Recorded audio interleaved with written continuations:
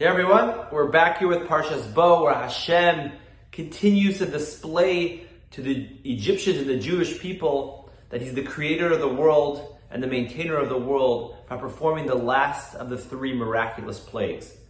And before He goes about the last plague of killing the firstborn, He gives the Jewish people the mitzvah of the Korban Pesach, the Paschal sacrifice, and with the specific instructions of tying it to the bed, waiting 4 days, checking to make sure there's no blemishes, eventually slaughtering it, roasting it, and spreading the blood across the doorpost so that the Jewish people could show to God that they are not afraid in the face of the Egyptians, and they're going to sacrifice their personal gods without any fear of retribution from the Egyptians.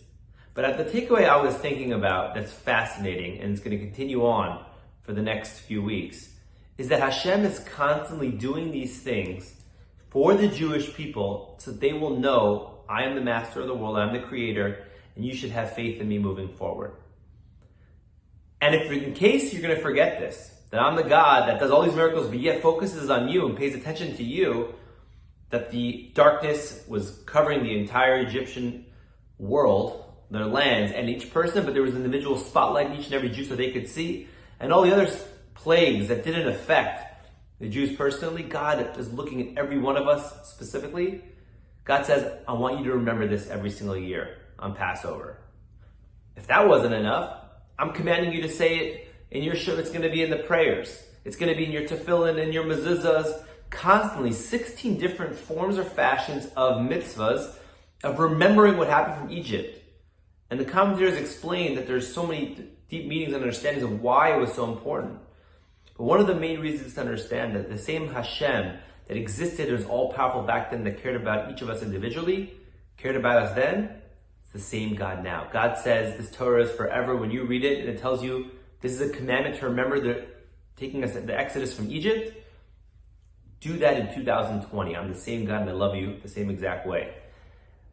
But if you don't remember to do that because you want to have a relationship with me, I'm going to command you because I know what's best for you. I try to give an example of, let's say the president says to you, you know what, tomorrow morning or Sunday morning, I'm going to open up the US Mint just for you. You go wild. Take whatever you want.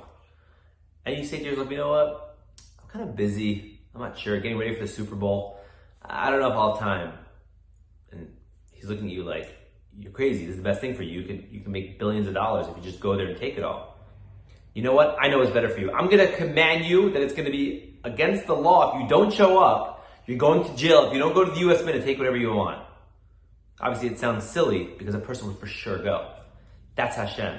He says, remember what happened. Remember that I love you. I'm the all-powerful God and I love you. I want to have a relationship with you.